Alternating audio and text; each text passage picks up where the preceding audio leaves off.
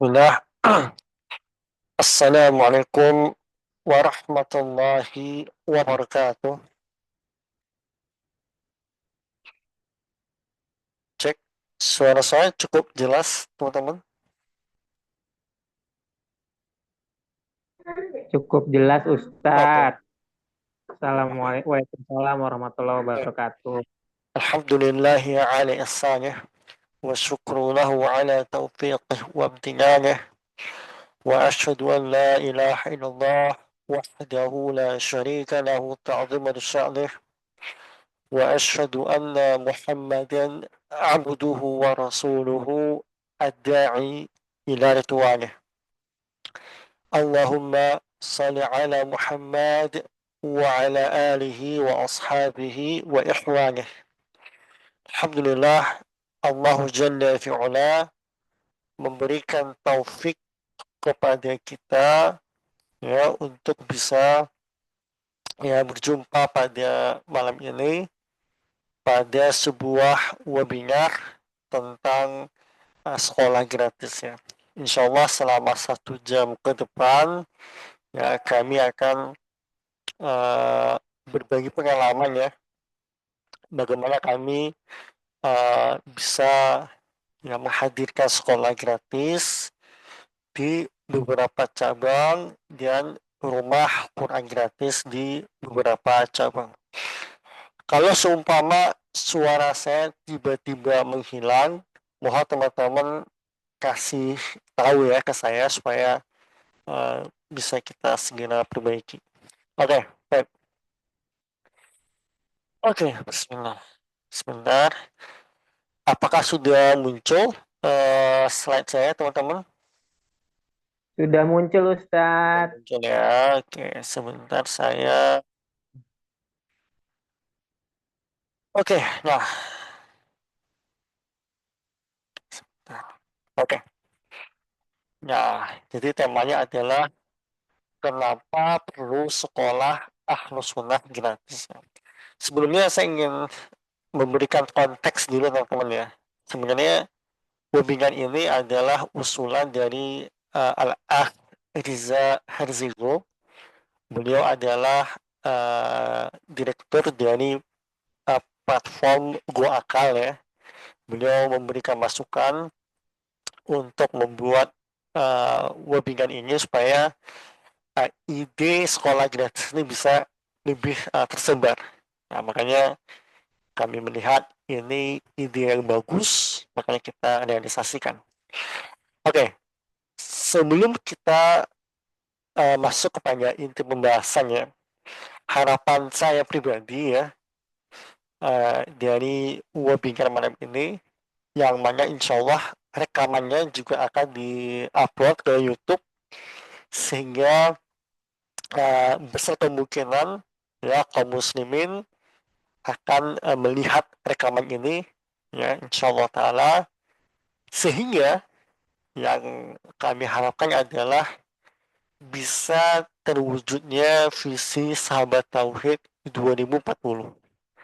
Nah, kami punya target ya, punya impian, punya cita-cita ya bahwasanya sebelum tahun 2040 ya kita bisa menghadirkan sekolah Islam yang berkualitas namun full beasiswa di semua kota dan kabupaten. Memang mungkin eh, kalau hal ini sulit direalisasikan oleh kami, ya setidaknya bisa direalisasikan oleh kaum muslimin di daerah masing-masing. Nah, sehingga kalau saya pribadi ya mau siapapun yang menghadirkan sekolah gratis di daerahnya itu banyak soal, banyak masalah. Ya, mau siapapun selama itu sekolah Ahlus Sunnah full beasiswa, maka kita akan sangat senang sekali. Jadi nggak peduli siapa orangnya, tapi yang penting adalah kehadiran itu. Nah, sehingga dengan adanya rekaman ini, saya berharap Allah Jalla fi'ula, ya, kita memohon kepada Allah Jalla fi'ula agar semakin banyak ya hadir sekolah Ahlus Sunnah yang berkualitas dan full beasiswa. Oke, kemudian teman-teman, saya izin untuk menjelaskan latar belakang saya ya supaya kita lebih memahami konteks ya. Nah, saya Abu Musa Al-Fadani. eh, Saat ini saya mengelola beberapa perusahaan eh, dan umumnya perusahaan di bidang teknologi. Nah, memang secara pendidikan saya S1, S2, S3 saya itu di bidang teknologi ya di ITS. Adapun pendidikan saya di bidang ilmu syar'i itu saya di LIPIA. Saya mengambil sebelumnya i'dad dan saya lanjut di ekonomi syariah. Nah, memang kita ingin uh, ya menyeimbangkan ya antara ilmu dunia dan ilmu akhirat. Kemudian saya juga sebagai direktur di Yayasan Sahabat Tauhid Al-Athari. Saya juga mengajar ya sebagai dosen akidah dan juga kita mengajar di beberapa tempat ya, khususnya pembahasan tentang akidah juga. Nah, kenapa saya menjelaskan hal ini? Nah, karena ini akan menjawab pertanyaan pertama kita. Ya, apakah bisa sekolah berkualitas namun full beasiswa? Nah, itu pertanyaannya. Bisa nggak ya sekolah berkualitas tapi full beasiswa? Maka kalau kita melihat background saya sebelumnya, ya saya kuliah di Lipia. Ya, Lipia-nya adalah sebuah kampus milik Kerajaan Arab Saudi yang nama aslinya adalah Jamiah Imam Muhammad bin Saud ya, yang berlokasi di Arab Saudi. Kalau di Indonesia namanya LIPIA, LIPIA. Dan di LIPIA itu ya full beasiswa, tidak memandang apapun latar belakang mahasiswa, mau dia kaya, mau dia fakir, tetap mendapatkan full beasiswa. Bahkan kalau di LIPIA itu ya setiap bulannya kita mendapatkan mukafaah. Ya, sudahlah gratis, kita malah dikasih uang ya setiap bulannya.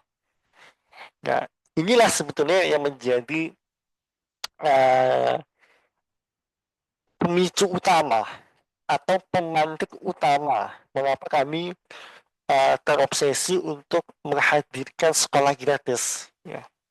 Karena saya berpikir di tahun 2018 itu atau 2017,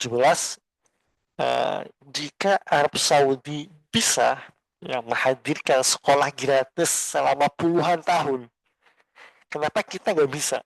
Nah, gitu. Kenapa kita nggak bisa? Uh, di kampung saya orang Minang gitu ya, kita punya kaedah ya, yang kaedah ini bagus ya, maknanya bagus dan sudah turun temurun ya. Bunyinya gini, kalau orang lain bisa, maka kita harus bisa karena sama-sama makan nasi. Nah, ini kaedahnya. Nah, para Saudi ya, pihak kerajaan ya, mereka bisa menghadirkan sekolah gratis. Kita harus juga bisa. Toh juga sama-sama kita makan nasi. Nah, akhirnya inilah yang menjadi pemantik kita untuk bisa menghadirkan sekolah gratis. Nah, jadi kita akan bahas lebih mendalam teman-teman ya, realita di lapangan ya. Tapi jawaban dari pertanyaan ini adalah bisa banget ya. Dan alhamdulillah ya, murni atas taufik dari Allah Subhanahu wa taala, kita pun pada akhirnya bisa merealisasikan sekolah gratis Ahlus Sunnah di Indonesia. Kita punya beberapa kita punya beberapa cabang ya sekolah gratis Dan kita juga punya beberapa cabang rumah Quran gratis ya. Eh, yang ada di fotonya adalah cabang Jakarta Selatan ya. Dan ini eh, berupa ruko ya, 4 lantai. Dan kita ada TK di sini. Lalu juga di ruko ini eh, juga berlangsung TK online ya. Kita juga punya cabang online supaya bisa mengakomodir teman-teman yang ada di Papua, yang di Aceh, yang di Sulawesi, yang di Sumatera Barat, ya itu kita cover. Karena kasihan, mereka ini bukan nggak punya uang untuk sekolah, tapi memang nggak ada akses atau sekolah itu, sekolah harus sunnah. Nah, makanya kita bikin sekolah TK gratis, tapi cabang online. Nah, sehingga para ustadzanya mengajar mengajar di lokasi ini juga. Dan secara fasilitas ya, insya Allah kami merasa insya Allah memuaskan ya. Ada wahananya, kemudian nyaman ya, AC aja ada 14 ya. Kemudian akses kendaraan juga mudah gitu ya. Nah, jadi slide ini saya ingin mempertegas saja bahwasanya bisa loh sebetulnya ya kalau kita mencoba ya, ya. Kita mencoba dan kita terus ya berdoa kepada Allah Jalla fi'ula, maka ada jalannya. Saya teringat ya awal-awal saya eh, merintis sekolah gratis ini, saya dihujani ya hujatan oleh sesama ahlu sunnah. Saya diolok-olok ya. Mereka mengatakan, ente siapa? Arab Saudi mah mungkin dia orang kaya, ente cuma pengusaha kecil, nggak mungkin ya. Saya diolok-olok, saya direndahkan, dihina. Bahkan oleh sesama ahlu sunnah. Tapi kayaknya orang Minang tuh punya kaedah lagi. Ya, semakin ditekan maka gaya guru makin kenceng. Ya. Saya teringat nasihat guru kita ya, Ustaz Arman Halimnaro rahimahullah ya. Beliau mengatakan orang Minang itu ibarat ya seperti bola. Ya. Bola itu kalau kita benamkan dia ke dasar air ya, semakin kita tekan dia, maka daya dorongnya makin kuat ke atas. Nah, itu dia. Mereka mengira semakin mereka mencela saya, semakin mereka merendahkan saya, mengolok-olok kita, mungkin dikira kita bakal bakal ini putus asa. Enggak, kita malah makin semangat. Dan saya kira memang demikian seharusnya seorang muslim selama ya dia jujur kepada Allah Jalla fi'ula, maka celaan manusia gak mengubah niatnya. Nah, karena memang yang kita murni, kita semata-mata ingin ya menyebarkan dakwah tauhid dan dakwah sunnah ini. Baik. Nah, sebelum kita lanjut ke pertanyaan berikutnya, saya ingin sedikit flashback ke belakang ya. Jadi gini, pada dasarnya teman-teman tidak ada pendidikan yang gratis sudah ada. Itu harus dipahami. Namun yang ada apa? Yang ada adalah kita membiayai sebuah pendidikan sehingga bisa gratis. Nah, kenapa? Karena di balik pendidikan gratis itu, ya, di balik sekolah gratis itu, di balik rumah Quran gratis, ada para pengajar yang berkualitas yang kita harus ya gaji mereka secara profesional. Ya, maka salah banget ya. Saya sering difitnah oleh sebagian teman-teman itu. Mereka mengatakan, oh, ya iyalah sekolah gratis. Tadi juga pengajarnya disuruh ikhlas lillahi ta'ala aja. Nah, mereka sampai segitunya. Ya, mereka memfitnah kita. Ya, mereka mengira karena ini sekolah gratis, kami gak kasih gaji ke pengajar. Wah, salah banget.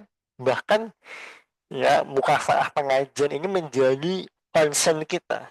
Ya, kami menggunakan rumus UMR DKI Jakarta ya dalam masalah gaji ini.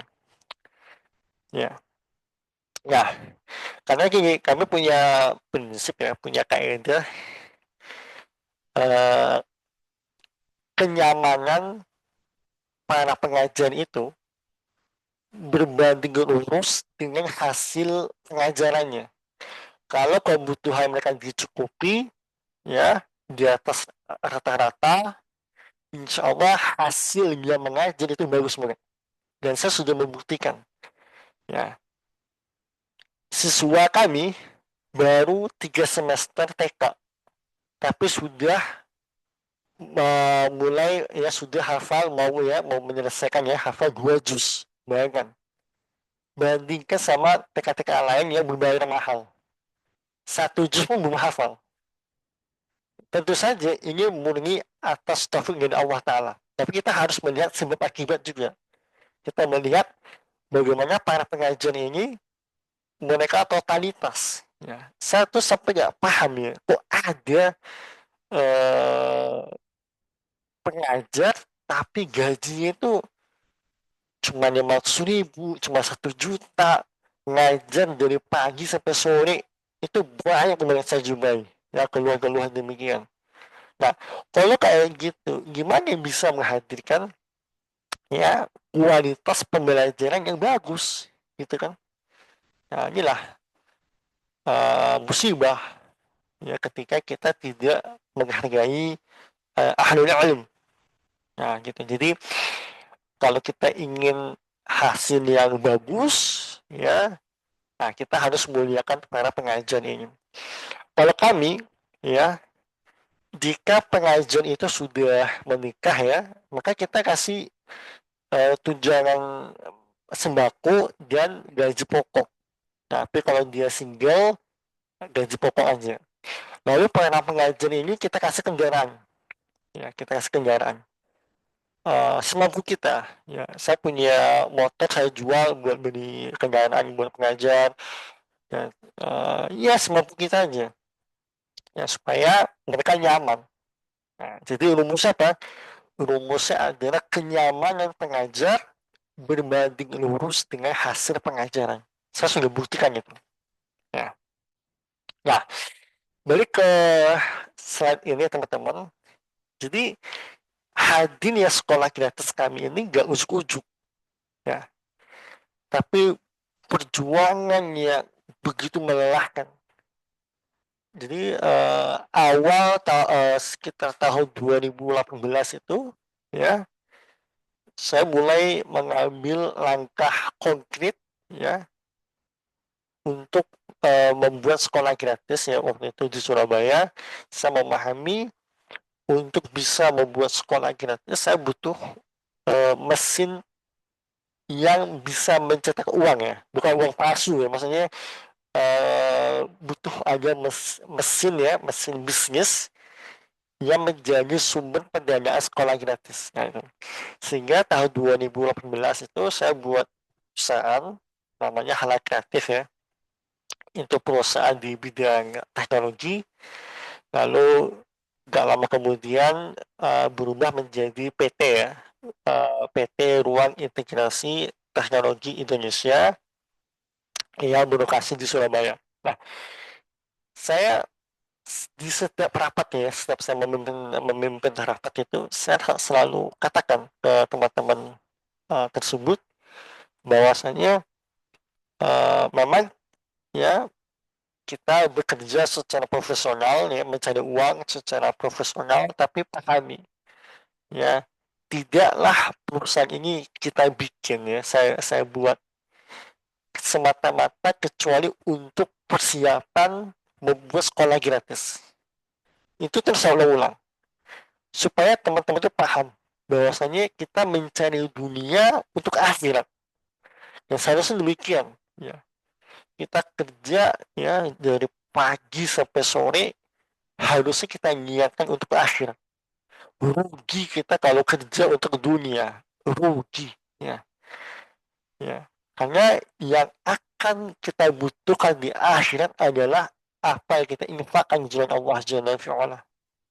Kalau kita bekerja hanya untuk ya makan, memenuhi syahwat dunia, rugi kita. Nah, jadi kami berkomitmen perusahaan ini, ya alhamdulillah sampai sekarang masih berjalan ya perusahaannya. Kami berkomitmen 100% laba bersih ya. Karena kan kalau bisnis itu kan eh, ada laba bersih ya setelah dikeluarkan dari gaji karyawan, biaya listrik ya, OPEX ya, operational cost itu kita keluarkan, maka laba bersihnya kita gunakan untuk mendanai sekolah gratis. Nah, tapi ya kontinumah seperti yang teman-teman ketahui ya 2019 bulan Maret itu ya terjadi wabah corona waktu itu ya COVID-19 dan banyak perusahaan hancur yang bangkrut.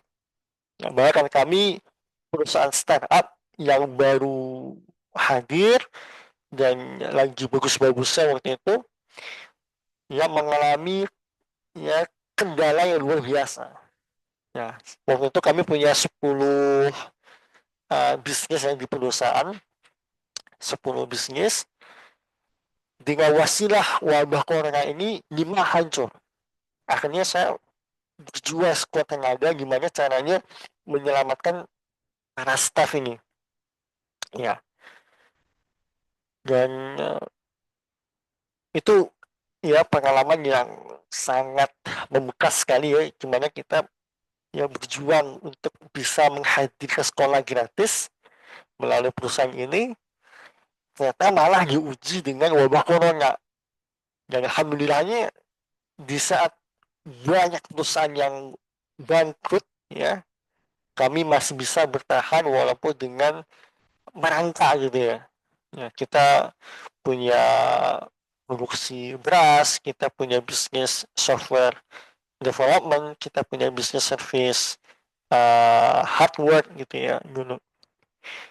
Nah, lalu hal singkat cerita pada akhirnya tahun 2023 ya barulah kami bisa memulai angkatan pertama ya di Jakarta Timur ya di Pulau Gadung. Itu adalah pertama kali kita merealisasikan TK gratis ya. Jadi kita punya TK gratis, lalu kita punya rumah Quran juga ya untuk ada khusus anak-anak, perempuan, lalu khusus laki-laki ya, lalu khusus ibu-ibu, lalu khusus bapak-bapak. Nah, itu semuanya gratis ya, semuanya free. Nah, jadi pesan yang ingin saya sampaikan adalah kalau teman-teman ingin membuat sekolah gratis, ya, maka teman-teman harus punya mesin uangnya berupa bisnis. Ya. Nanti saya akan lebih pertajam di slide berikutnya. Jangan pernah ya mengandalkan donasi. Jangan pernah. Itu bahaya banget. Kenapa? Nah, kita akan bahas pada slide di akhir-akhir ya, insya Allah ta'ala.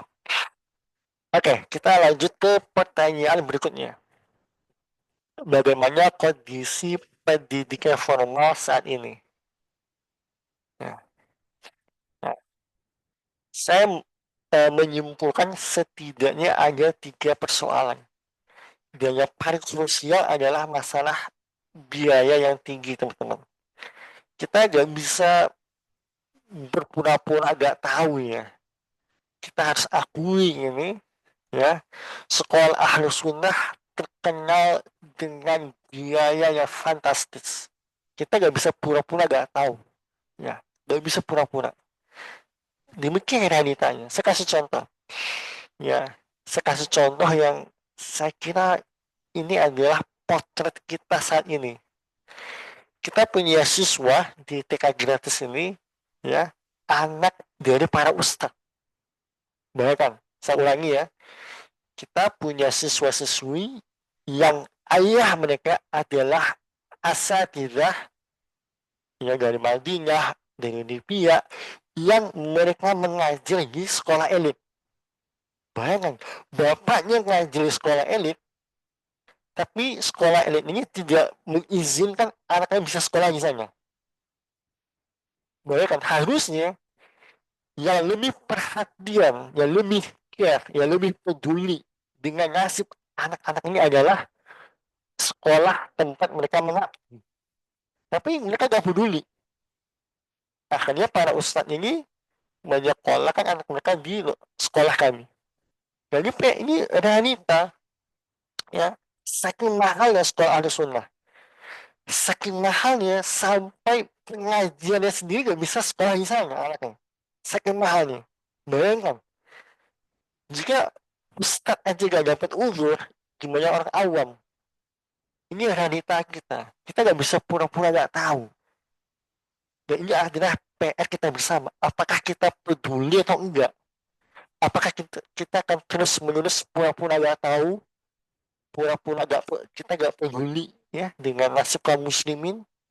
Enggak, kita harus cari solusi. Ya, bahkan saya sudah survei ke banyak daerah-daerah di Jawa Timur gitu. Saya melihat dengan mata saya sendiri banyak sekolah Islam ya yang bukan Salafi tentunya, sekolah Islam ya, bukan Salafi, tapi mereka gratis. Bayangkan di desa-desa. Maksudnya gini, mereka saja yang pekerjaannya petani, ya pekerjaannya jualan di pasar, mereka bisa gotong royong untuk menggaji para pengajar sehingga bisa ada sekolah gratis di desa-desa mereka. Bahkan saya punya kasus nyatanya. Saya punya jamaah di Surabaya, ya janda, ya Salafi insya Allah. Eh, tiga anaknya sekolah di sekolah milik ormas terbesar di Indonesia, ya. Dan ketiga-tiganya gratis. Bayangkan, bayangkan, ini aib yang besar bagi ahlu sunnah. Ini aib yang besar. Dan ini terjadi di banyak kota. Bayangkan, orang yang mungkin secara manhaj berbeda dari kita, mereka lebih peduli dengan anak-anak kaum muslimin yang gak bisa sekolah. Kita nih yang selalu menganggap kita lah ahlu sunnah, kita wajib kembali kepada Al-Quran dan Sunnah, tapi kita gak kasih solusi kepada kaum muslimin untuk bisa mempelajari Al-Quran dan Sunnah di sekolah formal. Bayangkan, ini menjadi pertanyaan kita, kenapa mereka bisa kita enggak? Oh, sama-sama orang Indonesia, sama-sama makan nasi, mereka bisa. Bahkan mereka di desa-desa ya yang saya kunjungi itu, mereka petani, petani, penjual di warung, mereka bisa gotong royong. Mereka tidak punya pikiran untuk ya tidak berpikir kapitalis. Mohon maaf gitu kan. Saya tidak mengatakan bahwasanya sekolah berbayar itu tercela. Enggak tercela. Bagi saya pribadi ya, sebagai praktisi sekolah gratis, bagi saya boleh ya bagi siapapun mengambil keuntungan yang besar dari sekolah yang dia buat. Boleh banget. Tapi persoalannya, yuk kita cari solusi yuk bareng-bareng membantu kaum muslimin yang mereka diuji dengan kesempitan harta. Banyak para ustadz, bayangkan. Kalau para ustadz aja gak ditolong, gimana lagi orang-orang awam? Paham ya maksud saya? Para ustadz aja nih, mereka gak dibantu nih. Maka gimana nasibnya kaum muslimin yang bukan ustadz? Bayangkan, para janda, subhanallah, kami banyak yang menerima anak-anak para janda. Gimana mereka mau sekolah? Coba, di sekolah yang Islam. Bahkan saya baru tahu ya, bahkan sekolah negeri pun di Bekasi itu gak gratis, berbayar juga. Gitu. Bahkan saya punya murid gitu, anak ini usianya sudah 10 tahun atau 11 tahun, tapi nggak sekolah, karena bapaknya nggak ada uang. Bayangkan. Akhirnya masuk ke TK kami. Ya. Ya, kita harus cari solusi teman-teman. Ya, kita harus menghadirkan kesetaraan dalam akses pendidikan formal yang berbasis Islam. Ya. Kalau saya punya pandangan, kalau kita ingin memperbaiki bangsa ini, kita harus perbaiki SDM-nya. Kita harus mencetak kaum muslimin, anak-anak kaum muslimin yang mereka bertakwa dan mereka menguasai ilmu dunia. Dan itulah yang kami dorong di sekolah kami untuk balance ya. Mereka memahami agama dengan benar, dia juga menguasai kemahiran duniawi. Nah, itu ya. Masalah pertama adalah masalah biaya yang besar sekali. Dan mohon maaf ya, maka saya kadang nggak paham ya, kenapa di banyak sekolah itu sekedar untuk mengisi formulir aja bayar ratusan ribu. Kasihan kaum muslimin. Ya, bagi saya kertas itu berapa lah harganya kan? Paling 200 perak atau 500 perak. Tapi malah lagi untuk sekedar ngisi form aja udah 300 ribu. Nah, kita harusnya memikirkan bagaimana sebisa mungkin memudahkan kaum muslimin. Ya. Oke, lalu masalah kedua yang kita lihat di lapangan adalah nggak ada opsi. Ya, ini yang saya sampaikan di awal tadi. Ya, kenapa saya membuat sekolah online ya, gratis ya, selain offline tentu saja. Ya. Karena ingin mengakomodasi teman-teman di daerah nih, yang di Papua, yang di Sulawesi, yang di Bima, yang nggak ada opsi sekolah harus sunnah, ya. Walaupun ada, biaya besar sekali. Nah, kasihan mereka. Nah, lalu ketiga adalah masalah kualitas. Ya. Memang banyak sekolah yang murah, tapi anak-anaknya diajarin apa? Diajarin amalan-amalan yang tidak ada contohnya, yang tidak ada syariatnya. Ya. Kasihan mereka. Ya. Diajari, mohon maaf, misalnya alat musik yang mana menurut mazhab Syafi'i dan mayoritas mazhab itu tidak diperkenankan. Nah, jadi kalau kita ingin memperbaiki bangsa ini ya, kita harus uh, menghadirkan generasi yang bertakwa, dia punya kemampuan ilmu dunia, gitu teman-teman. Nah, kita lanjut ke pertanyaan berikutnya. Apa pentingnya sekolah gratis? Nah, saya mengumpulkan setidaknya ada 3 alasan ya teman-teman, mengapa kehadiran sekolah gratis ini sangat penting sekali. Ya, yang pertama jelas ya, sebagai jawaban atas solusi ya pendidikan untuk semua kalangan. Ya, khususnya ya pendidikan yang berbasis akidah dan sunnah gitu ya teman-temannya. Karena belakangan ini kita melihat ya yang bisa menikmati ya pendidikan pendidikan formal yang berbasis akidah halus sunnah ya hanyalah orang-orang yang punya uang aja.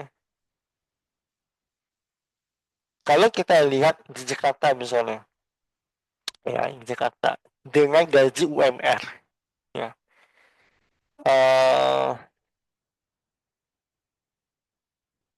Kalau SPP itu 1.500.000 misalnya sebulan, sekolah biasa gitu ya, maka nggak bisa. Jangan SPP.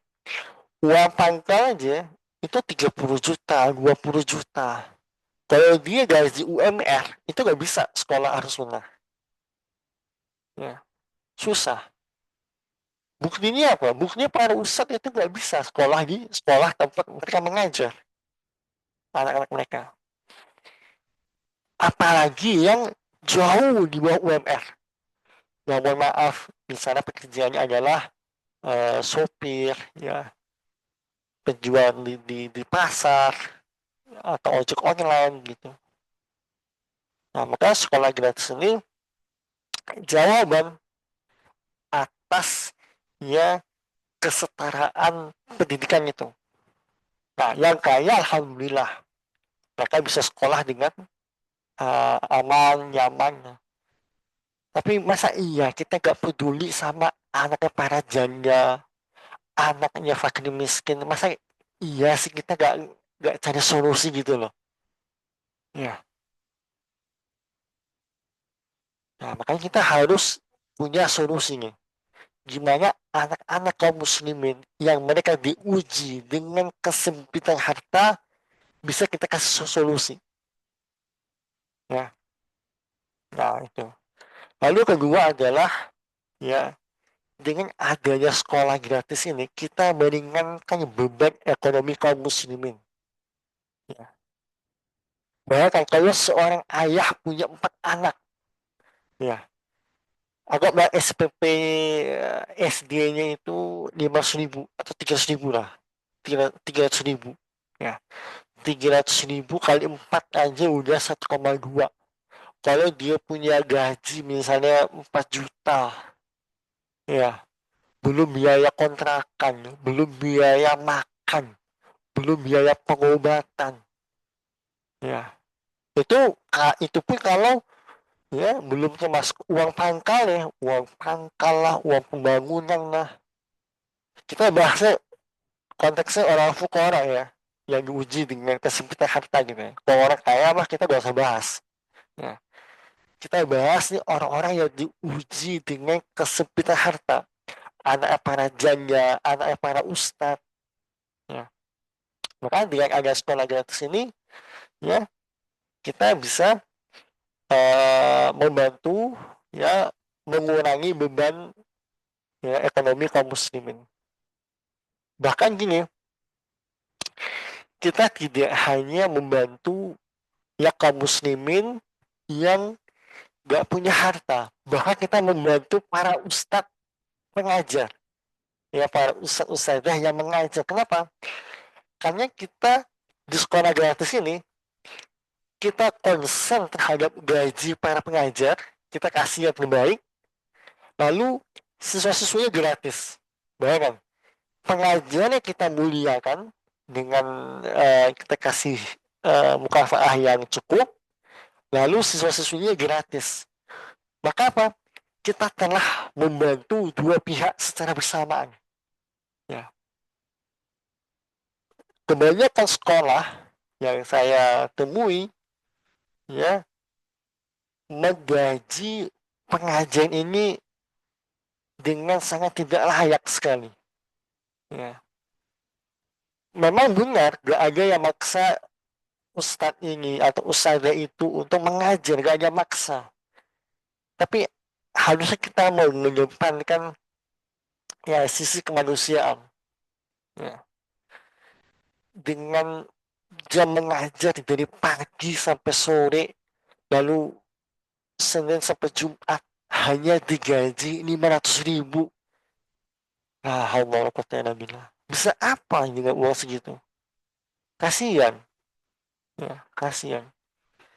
Nah, makanya ini solusi, ya, betul-betul solusi. Kita membantu para pengajar mendapatkan kafalah yang layak, dan kita membantu kaum muslimin yang kesulitan harta. Nah, maka satu solusi untuk dua persoalan. Nah, lalu ketiga adalah manfaat dari sekolah gratis ini adalah meningkatkan dakwah Islamiyah. Karena kita teman-teman, kalau kita hanya mengandalkan ya kajian sekali sepekan ya untuk mendalami agama ini, mendalami akidah yang benar, mempelajari fikih ibadah, itu kurang efektif. Maka tempat yang efektif adalah di sekolah formal. Ya, saya termasuk produk dari sekolah negeri ya. Jadi saya memahami betul betapa kita haus sekali dengan maklumat ya, agama. Karena kalau sekolah negeri hanya 2 jam mata pelajaran seminggu. Itu pun juga materinya kadang ya begitulah. Makanya kita bikin yang namanya rumah Quran. Nah, rumah Quran ini untuk mengakomodasi teman-teman sekolah negeri nih. Ya, mereka sudah uh, sekolah di sekolah negeri kan, dan butuh asupan akidah, akhlak, fikih, ya, tahsin, tahfidz. Nah, mereka kita buatkan rumah Quran gratis. Nah, sehingga ya mereka bisa ya memenuhi asupan agama itu di rumah Quran gratis.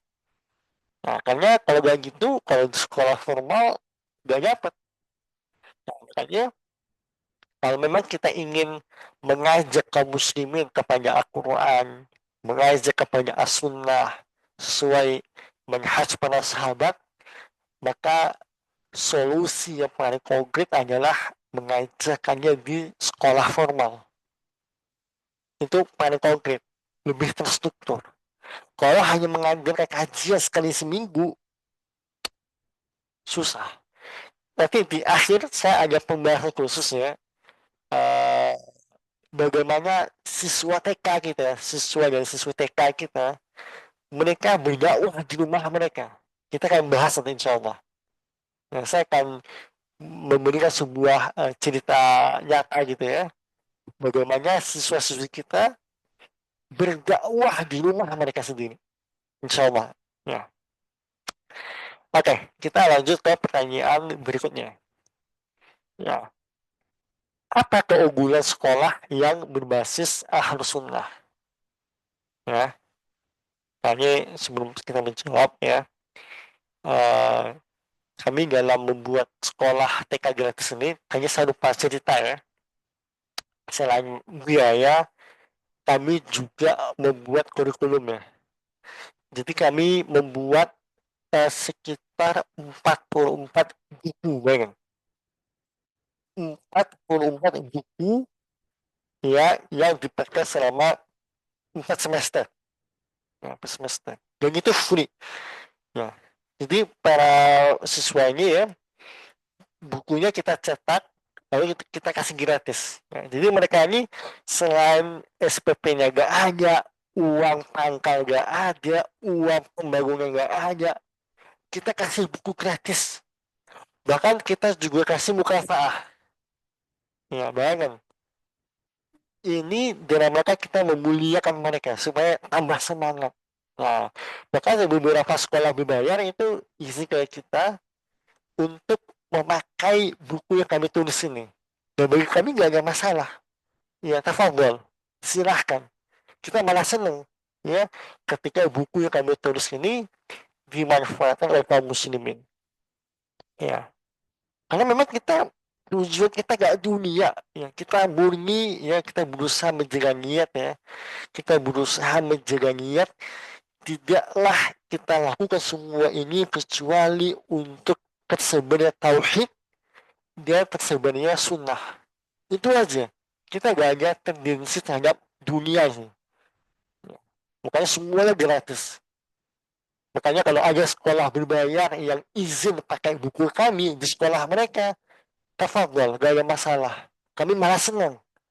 Gitu kan? Bahkan saya sering katakan, kalau ada orang yang menjual buku ini, dia cetak gitu ya, lalu dia jual, kami halalkan. Gak ada masalah. Kenapa? Karena kami gak cari uang di sini. Masa bodoh sama dunia itu. Kami punya bisnis sendiri kok. Gitu kan? Nah, kalau teman-teman yang mau download sebuah buku kita, bisa klik link di karya tulis www.sahabattauhid.com. Nah, itu ada banyak, selain buku ini juga beberapa buku yang saya tulis itu bisa di-download secara gratis ya. Nah, oke, balik ke soal tadi ya, eh, keunggulan sekolah yang berbasis Ahlus Sunnah gitu ya.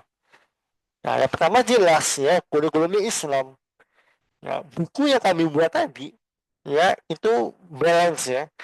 Ada apa tadi itu? Ada ilmu apa menulis ya, berhitung, bayangkan anak TK sudah bisa perkalian. Bayangkan. Kita fair aja. TK, bisa dihitung kayak TK Islam yang bisa hafal 2 juz, bisa perkalian, perjumlahan, pengulangan, membaca, bisa hafal hadis banyak. Kita ada mata pelajaran hadis, kita ada pelajaran doa-doa sahih. Ya, makanya dengan kita buat sekolah harus sunnah yang gratisin teman-teman. Ini adalah langkah paling konkret kalau kita jujur ya, menjauhkan tauhid, menjauhkan sunnah. Kalau kita jujur sama Allah Jalla fi'ula, buat sekolah gratis sebanyak mungkin. Buat sebanyak mungkin. Ya, jangan ya, jangan lagi ya yang bisa menikmati agama kan hanya orang kaya aja. Ya, bukankah kita juga sekolah jadi via gratis kan? Ya, kayaknya saya sedih gitu ya. Ya, sebagai teman-teman dai yang mencela sekolah gratis, ya ada beberapa teman ya yang mencela sekolah gratis. Ya, katanya sekolah gratis itu membuat orang tua malah ya malas bekerja. Seharusnya kita sekolah itu mengeluarkan uang. Iya, memang benar. Tapi gimana nasib para janda? Gimana nasib para pemulung? Mereka memang diuji oleh Allah Ta'ala dengan kesempitan harta gitu loh. Gak berlaku tuh. Ya, ceramah Anda minta mereka kerja keras buat sekolah anaknya. Makanya susah. Wallahi, kami juga, yayasan kami ya, sering dikasih amanah zakat mal ya. Dan kami bersumpah atas nama Allah Jalla fi'ula, semua zakat mal yang diamanahkan ke kami kasih 100% tanpa kami potong sama sekali. Kepada janda ya, khususnya janda yang punya hutang gitu ya. Para jandanya teman-teman. Ya, bahkan sampai terpaksa menjual dirinya secara online. Nah, masa iya kita gak peduli sama mereka gitu loh. Gimana perasaan kita kaum muslimin? Anda bisa cek ya teman-teman di channel YouTube Sahabat Tauhid, itu ada dokumentasi kami menyalurkan zakat mal ya. Lihat para janda-janda ini, mereka penagih hutang, ya bahkan hutang pinjol malah, bahkan sampai menjadi pelacur. Terus kita gak peduli sama mereka, lalu kita keluar-keluar bilang sekolah gratis itu gak penting. Gimana perasaan kita, gimana empati kita? Ya, saya suka sedih loh kayaknya. Ya, sebagian kita hanya mau merangkul orang kaya aja. Enggak, ini orang miskin juga harus dibantu, dirangkul, gitu kan? Nah, makanya itu tadi saya sampaikan, ya, dengan adanya sekolah gratis ini ya kita bisa ya intensif ya menyampaikan nilai-nilai tauhid, ya nilai-nilai Islam yang hak kepada kaum muslimin, khususnya mereka yang diuji dengan kesempitan harta. Nah, lalu yang kedua, ya manfaat yang besar sekali ya dengan ada sekolah gratis ini ya yang berbasis harus sunnah, kita bisa ya kuat banget di akidah sama akhlak. Mungkin saya akan bawa cerita yang di akhir ke awal ya. Sebenarnya ini kisahnya harusnya saya sampaikan di akhir ya. Tapi supaya konteks agak jauh, saya sampaikan sekarang aja. Kita punya siswa di TK itu, dia baru 1 semester belajar di kita, ya. Tapi Ya, ibunya cerita ke ustazah kami gitu ya, bahwa anaknya itu sering ya menyampaikan nasihat ke orang tuanya. Dia antara nasihat sang anak adalah Umi, ya kita tidak boleh ya menduakan Allah Subhanahu wa taala. Kita harus berdoa hanya kepada Allah Jalla wa'ala. Bayangkan anak TK yang baru 1 semester sudah bisa menyampaikan akidah sahih kepada orang tuanya. Bayangkan, ini ini adalah bukti nyata betapa efektifnya bismillah. Bukti nyata betapa efektifnya kita berdakwah melalui sekolah gratis. Bukti nyata kan teman-teman. Saya kasih contoh lain. Saya kasih contoh lain. Ya ada siswi TK kita juga ya.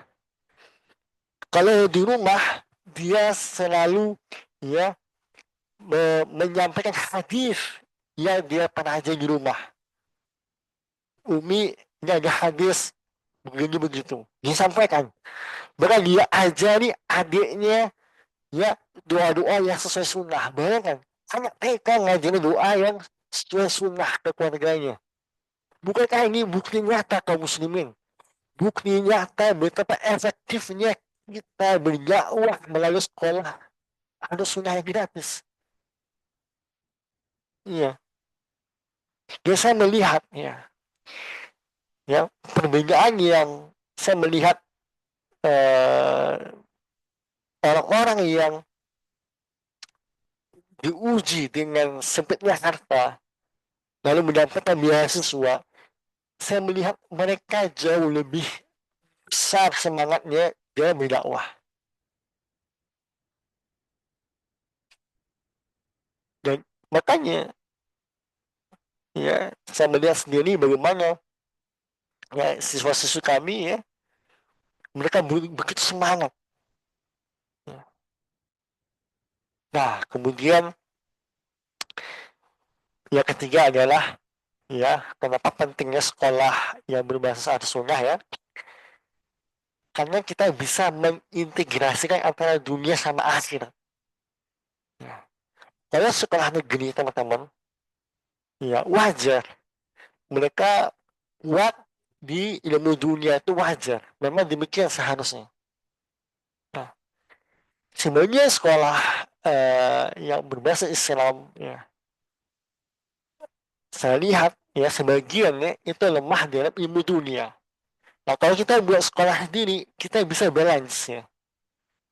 Ilmu akhirat ada dapat, ya, ilmu dunia dapat seimbang balance. Karena kita nggak bisa pungkiri, kita hidup di dunia kita harus punya kemampuan. Kami di TK kami itu, kami ngajari mereka cara buat kue, ya, buat kesenian yang halal tentunya gitu ya, buat prakarya begitu. Selain juga kita ngajari hadir, ngajari doa, fikir sholat, ya.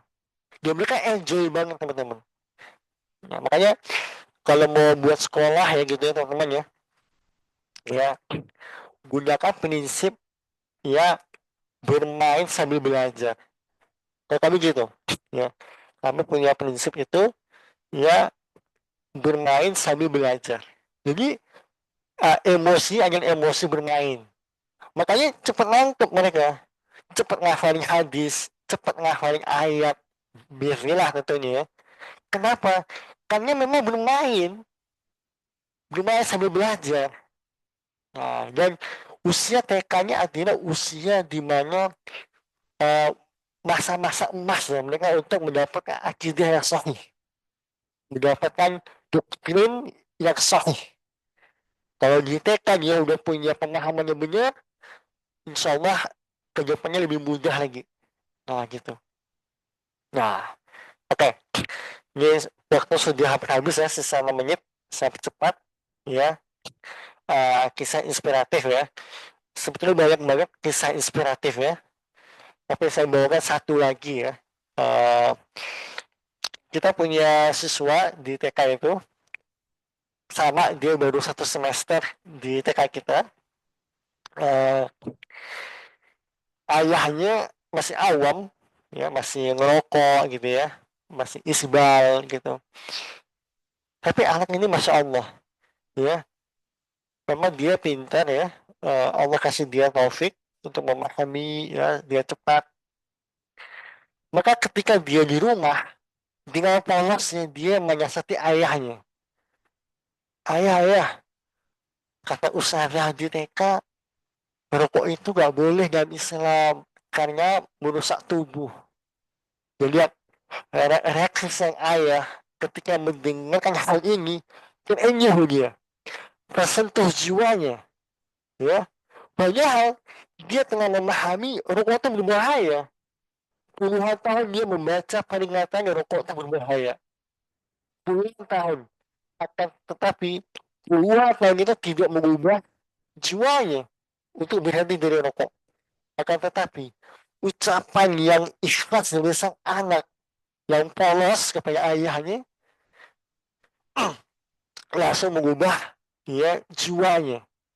Maka saya mengatakan ke istrinya, dia akan berkomitmen berjuang sekuat tenaga untuk berhenti merokok melalui apa, wasilah anak tadi yang dia belajar dari sekolah kami. Bayangkan, kalau TK aja udah kayak gitu, bayangkan kalau SD kayak gimana, bayangkan SMP-nya kayak gimana, bayangkan SMA-nya kayak gimana, bayangkan kalau kuliah kayak gimana, bayangkan kaum muslimin. Nah, udah banyak ya contoh-contoh lain ya yang saya gak bisa buka semuanya karena waktu sisa 4 menit gitu ya.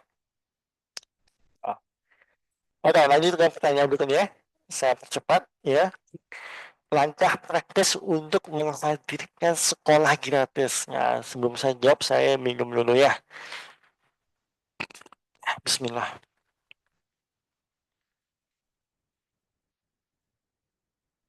Nah, oke. Yang pertama jelas masalah legalitas ya, teman-teman ya. Ya, kami yang pertama kali kami lakukan adalah membuat yayasannya. Kalaulah bukan karena masalah legalitas, kami gak bakal buat yayasan. Tapi karena kami harus punya legalitas, maka kami harus buat yayasan. Jadi yayasan ini bukan kita berbagai-bagai ya, sebatas karena legalitas saja. Kayak gitu. Nah, untuk tahap awal, saran saya jangan mengejar kesempurnaan. Ya, kami sampai saat ini teman-teman sama lah seperti kebanyakan sekolah harus sunnah ya. Kami untuk NIS NIT ya, nomor induk siswa nasional kami masih menginduk ke sekolah lain. Ya, tapi saya pelan-pelan ya. Karena untuk bisa punya hak mengeluarkan NTS sendiri ya banyak syaratnya kami belum mampu seperti harus punya lahan sekian-sekian ya, punya gedung sekolah yang sekian-sekian ukurannya, yang itu kami belum mampu. Cara pelan-pelan. Jadi menurut saya apa? Kalau memang kita harus menginduk ke sekolah lain, gak ada masalah. Walaupun harus bayar. Yang penting pembelajarannya bisa berjalan dan status mereka diakui oleh pemerintah. Lalu yang kedua, tips penting adalah pendanaan dari bisnis. Jangan sekali-kali bergantung dengan donasi. Jangan teman-teman. Jangan saya bilang. Bahaya. Karena donasi itu teman-teman, namanya orang donasi itu kayak donasi, kayak enggak. Ya. Kalau kayak gitu, bahaya banget. Jadi teman-teman sama aja ya mempertaruhkan mukafaah para pengajar dengan ketidakpastian.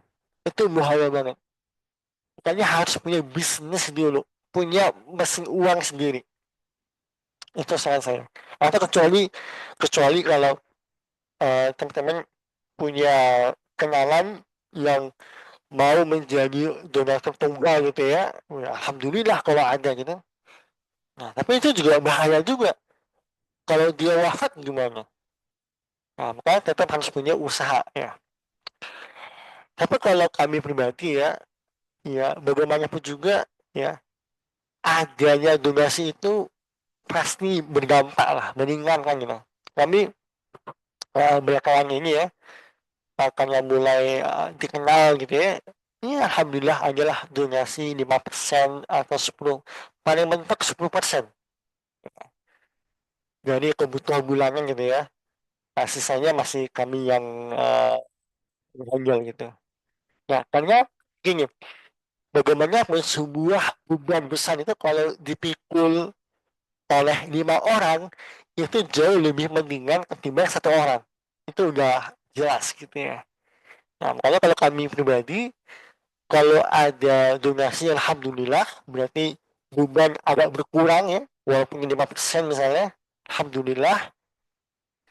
Kalaupun nggak ada donasi ya udah alhamdulillah juga. Nah, jadi kita uh, tidak bergantung sama donasi. Karena kasihan.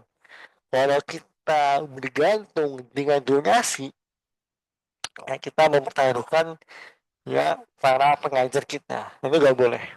Nah, lalu yang ketiga, siapkan kurikulum sama modulnya.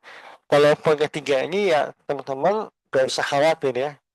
Boleh pakai modul dan kurikulum yang kami tulis. Nah, jadi ya setidaknya sepertiga jalan udah aman lah buat teman-teman ya. Kalau mau buat sekolah gratis ya. Karena kurikulum sama modul udah ada. Nah, tinggal teman-teman ngurus legalitas ya sama pendanaan gitu. Nah, lalu apa sih tantangannya mengelola sekolah gratis gitu ya? Yang pertama pastinya kita akan menghadapi orang tua yang eh, kurang bisa menghargai kita. Ya, saya selaku direktur yayasan ya berkali-kali dibentak oleh orang tua wali murid. Ya, berkali-kali. Pernah dulu saya dibentak oleh orang tua karena orang tuanya gak terima sang anak diajarin bahwasanya gak boleh minta-minta ke mayat. Bayangkan. Ya akidah ahlu sunnah. Gak boleh kita minta ke mayat. Nah kita ajarin ke siswa kita. Kita dibentak sama orang tua. Tapi kita ya udah sabar aja. Nah, pernah juga kita dibentak sama calon wali murid ya. Bahkan kita diancam dituntut secara hukum ya. Hanya karena anak dia ditolak. Bayangkan. Anaknya ditolak karena bapaknya orang tuanya kurang baik adabnya. Kita tolak. Akhirnya marah-marah sama. Nah, jadi itu tantangan pertama ya. Kita akan menghadapi orang tua yang uh, yang bisa menghargai kita. Lalu tantangan kedua adalah adanya oknum-oknum yang merasa terganggu dengan dakwah sunnah. Uh, Kami pernah pengalamannya di cabang kami ya, TK cabang Jakarta Timur, kita menghadapi ya manuver-manuver yang berbahaya sekali dari pihak oknum ya, warga setempat oknum ya. Akhirnya waktu itu kami disidang oleh pihak kelurahan ya, karena kami dituduh membawa pemahaman teroris ya, dan semacamnya biasa lah, isu-isu Wahabi gitu kan. Dan alhamdulillah kami bisa membuktikan kami tidak seperti yang difitnah, tapi ya pada akhirnya kami harus hengkang ya dari lokasi itu karena beberapa pertimbangan ya. Eh, karena orang-orang yang demikian ya pasti bakal terus berupaya untuk membuat gangguan-gangguan gitu ya. Nah, lalu tantangan ketiga adalah eh, adanya orang tua yang kurang kurang bisa bersyukur. Ya, banyak ya, maksudnya beberapa siswa kita itu ada yang berhenti tengah jalan. Ya, dan ini sangat disayangkan sekali ya, kita sudah kasih beasiswa tapi nggak sampai selesai. Nah, ini yang kita sangat sayangkan sekali ya. Harusnya kan uh, berkomitmen gitu ya. Nah, gitu. Kemudian tantangan yang lain ya pasti masalah biaya, itu pasti enggak. Ya, kami itu dalam sebulan itu setidaknya harus menyiapkan budget ya mungkin hampir 80 juta sebulan. Nah, akan menjadi masalah ketika keuangan perusahaan agak melemah. Nah, itu udah pusing ini. Ya, saya juga punya bisnis impor gitu ya. Impor dari Cina. Lalu beberapa waktu lalu ya ketika presiden baru naik, nah terjadi sedikit ini ya guncangan di dunia ekspor impor. Itu berdampak ke perusahaan kami. Berdampak ke perusahaan akhirnya uang kami ketahan di Cina ya berdampak ke yayasannya gini. Bingung nih lah. Akhirnya saya jual semua yang bisa saya jual supaya bisa menjamin gaji para pengajar. Nah itu ya tantangannya. Yang namanya bisnis, ya kita sama-sama tahu aja. Bisnis itu ya kadang kita di atas, kadang di bawah gitu kan. Tapi gak apa. Ya namanya hidup itu ya fluktuatif ya. Nah, alhamdulillah ya sudah selesai sesi materi. Mungkin saya izinkan pertanyaan satu atau dua pertanyaan kepada teman-teman yang seumpama ingin bertanya. Mungkin saya persilakan kalau ada pertanyaan melalui audio. Apakah ada pertanyaan?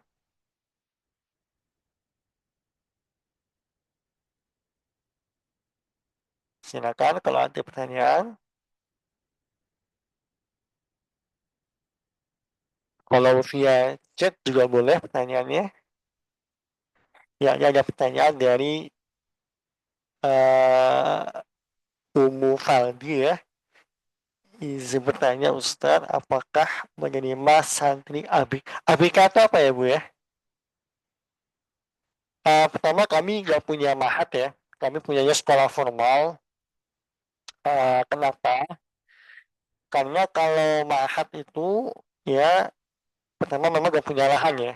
Gak punya lahan. Yang kedua juga secara OPEX ya, operational cost-nya kami lebih ringan kalau sekolah formal ya. Karena kalau mahat kan kita harus nanggung makannya gitu kan. Nah, oh ABK itu adalah anak berkebutuhan khusus ya. Ya, memang kami alhamdulillah, kami memang bukan mahat ya, bukan pondok sekolah formal, tapi kami selalu menerima ABK, anak yang spesial ya, selalu kami terima. Kami pernah menerima itu anak yang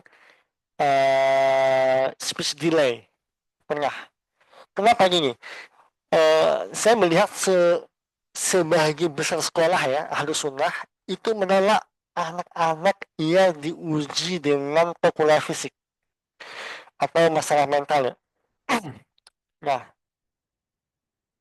kan kasihan sudah anak ini diuji dengan fisik yang kurang atau mental yang kurang, terus juga nggak bisa sekolah, kasihan. Nah, makanya saya buat kebijakan sekolah kami menerima anak-anak yang berkebutuhan khusus. Bahkan bahkan kita istimewakan malah ya. Yang kita pada realitanya kita menerima kok.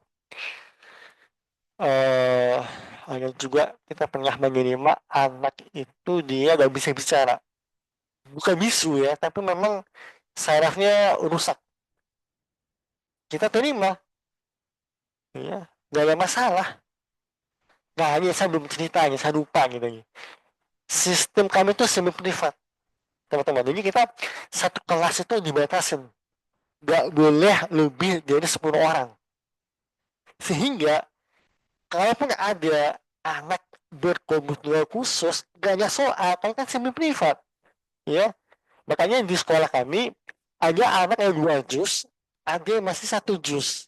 Kenapa? Ya karena memang semi privat, ya.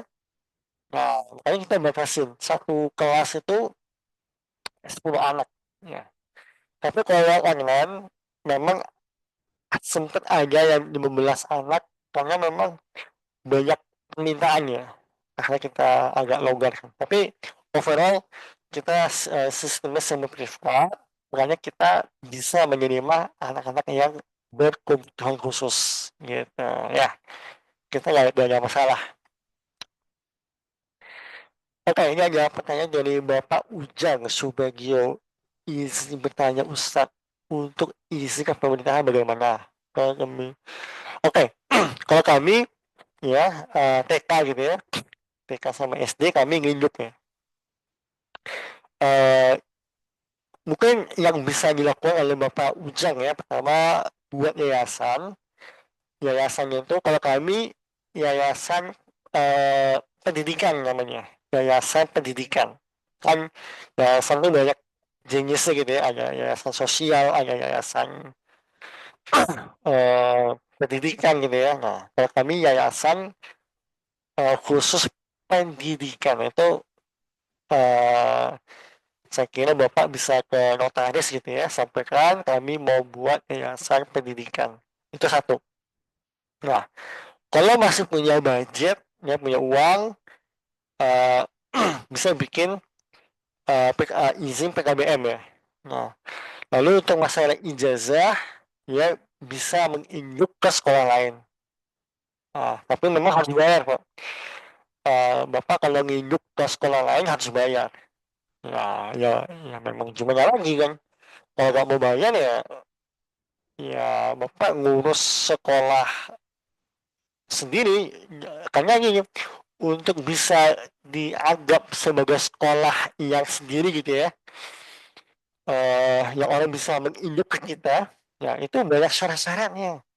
Harus punya lahan sekian kali sekian, punya lapangan upacara, punya fasilitas ini itu, uh, punya bangunan berlantai, terus harus ada kelas satu 2 3 dan seterusnya. Banyak syarat-syaratnya. Nah, kalau kita baru mulai, tentu nggak mungkin kan. Nah, maka solusinya untuk masalah diakui oleh pemerintah ya, bisa menginduk ke sekolah yang sudah diakui pemerintah. Makanya kami bisa mengeluarkan atau bisa memberikan NISN ke siswa kami semuanya karena sebab kami menginduk ke sekolah yang diakui pemerintah. Gitu. Itu solusinya. Ya. Oke. Lalu pertanyaan dari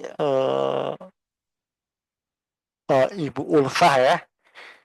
Izin bertanya Ustadz, sekolah Sunda gratis offline untuk TK nih, SD lokasi mana saja. Nah, eh, kalau yang sudah berjalan itu di Jakarta Timur sama Jakarta Selatan.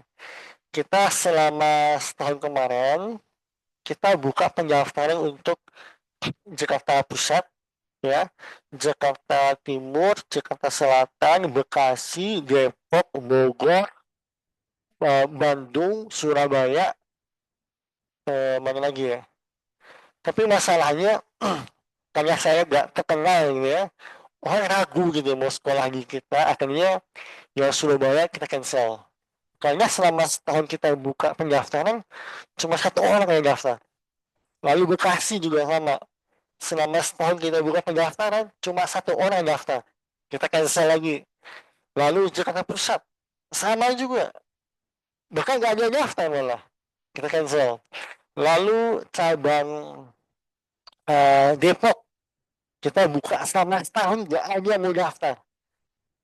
Padahal gratis loh. Lalu kita buka eh, di Binong juga sama. Nah akhirnya untuk offline ya, untuk offline akhirnya kita fokuskan di Jakarta Selatan. Kita fokuskan di sini, tapi kita juga punya yang online ya. Ya karena gini, saya lihat orang tua ini ya, yang di daerah-daerah ternyata hajatnya lebih besar untuk sekolah gratis. Eh, makanya sekolah online kita tuh agak membludak ya. Karena yang dari Papua banyak, yang dari Aceh juga ada, yang Sumatera, yang Sulawesi, nah, itu. Dan makanya kami lagi kami punya target itu buka apa namanya, kami lagi proses berjuang untuk membebaskan lahan gitu ya di sebelah lokasi sekarang tuh ada lahan. Rencana kami mau bikin masjid sama gedung sekolah gratis dari TK sampai kampus. Nah, tapi gini, di lokasi itu kami bakalan maksimalkan yang online juga. Nah, kalau gini, kalau kita bikin kampus online misalnya, ya kampus online, kita bisa mengakomodir semua kaum muslimin di Indonesia. Bukan yang offline cuma satu lokasi, tapi yang online itu kan semua daerah bisa. Itu kita punya visi ke sana. Sehingga sehingga kalaupun kami belum mampu menghadirkan sekolah fisiknya di semua daerah, nah minimal minimal mereka bisa ikut secara online gitu kan. Nah, dan itu bisa banyak kok, kampus-kampus yang online kan banyak, dan itu sah. Saya pribadi, saya kuliah S3 online di ITS. Berarti memang legal gitu, sah. Karena sebagian orang malah khawatir, kuliah online itu sah gak? Ya, sah lah, boleh kok sekarang. Nah, gitu ya. Ibu sampai tadi itu Ibu Ulfa ya. Oke. Lalu Bapak Ali Bowo ya. Assalamualaikum. Izin bertanya jika SD sudah berjalan. Ya, kami tidak tidak menerima siswa pindahan ya. Tidak menerima. Kami hanya menerima siswa yang belum sekolah aja. Yang memang masih nol. Karena kasihan. Kalau sudah sekolah lalu pindah ke kita, kasihan yang belum sekolah sama sekali. Ya kan ya? Jatah dia keambil lah ini. Nah, makanya kita tidak menerima pindahan. Itu alasannya pertama. Yang kedua, kalau pindahan itu kan sudah punya NISN. Nah, kalau pindah ke kita itu ribet urusannya, nah. Ya harus dicopot dulu NISN-nya. Itu pusing ngurusnya. Makanya kita tidak menerima pindahan. Kegiatan di SD apa saja? Kita SD ini kita baru akan mulai angkatan pertama insya Allah semester depan. Tapi overall ya, materi adalah materi wajib pemerintah dan materi agama Islam ya. Ya akidahnya, ya fikihnya, tafsir, tahsin, akhlak, ya dan semacamnya lah. Kesenian yang halal gitu ya, buat prakarya gitu. Kira-kira gitu ya. Kemudian Ibu Eka, ini saya kira pertanyaan terakhir ya.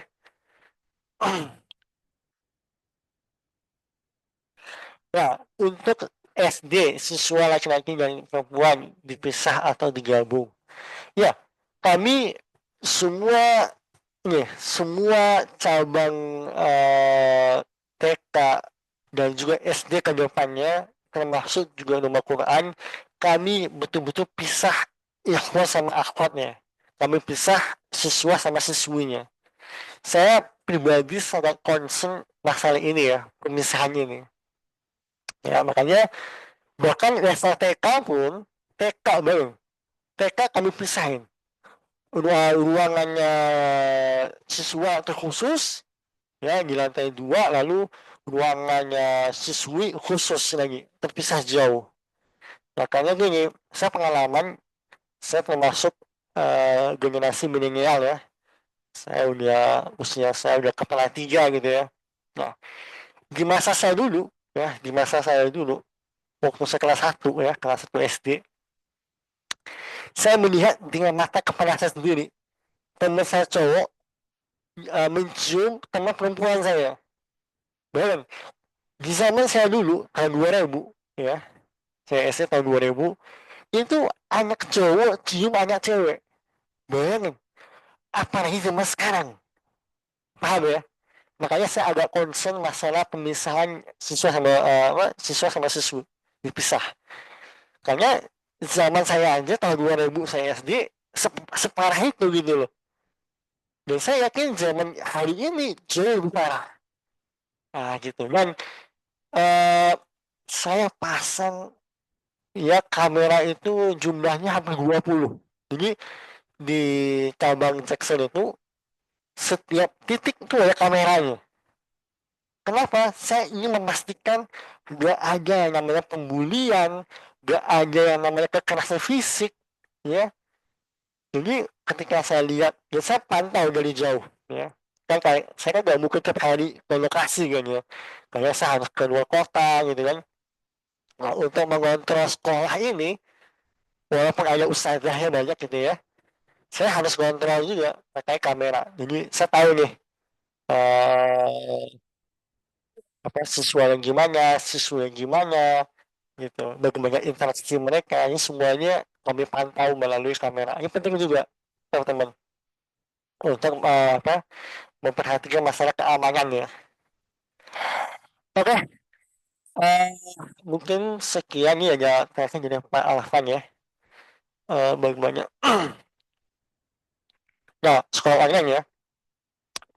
Kalau sekolah online supaya tidak anak ini tidak candu sama HP gitu ya, memang butuh ini ya kerjasama dengan orang tua.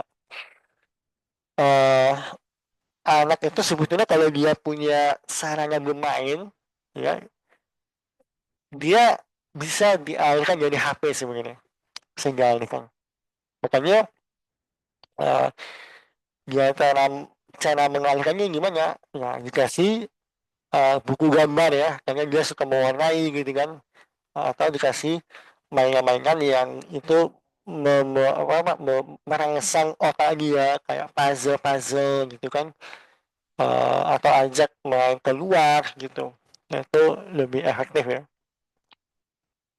Kalau kita di TK itu kita minta orang tua aktif untuk membatasi anaknya dari HP-nya. Jadi kami wajibkan ya di TK online atau rumah Quran online itu anak ini nggak boleh sendirian, harus ada orang tua sebelah dia.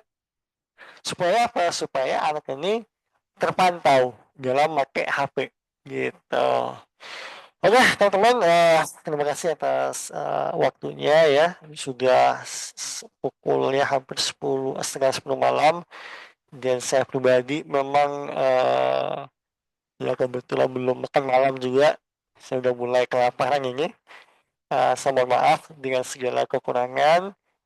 Jazakumullah khairan ya sudah hadir. Ya kita sama-sama belajar ya. Harapan saya dari webinar ini ya, teman-teman yang hadir ataupun teman-teman yang melihat rekaman ini, saya memohon kepada Allah Jalla fi'ula untuk menumbuhkan visi yang sama. Ya, kita harus sama-sama ya membuat solusi untuk kaum muslimin yang mereka diuji oleh seperti harta. Karena yang kasihan itu orang-orang yang level menengah. Kalau level atas sudah aman. Level bawah itu ada bantu pemerintah. Nah, yang kasihan itu level tengah-tengah. Gak diperhatikan. Orang-orang yang gajinya 4 juta, 5 juta, baru punya anak 4, itu udah gak bisa sekolah aja. Ya, susah sekolah yang berkualitas. Nah, makanya kita harus punya solusi gitu ya. Oke, sekian yang bisa kita sharing pada malam hari ini. Kita akhiri dengan doa kafaratul majelis. Subhanakallahumma wa bihamdika asyhadu an la ilaha illa anta wa astaghfiruka wa atubu ilaik.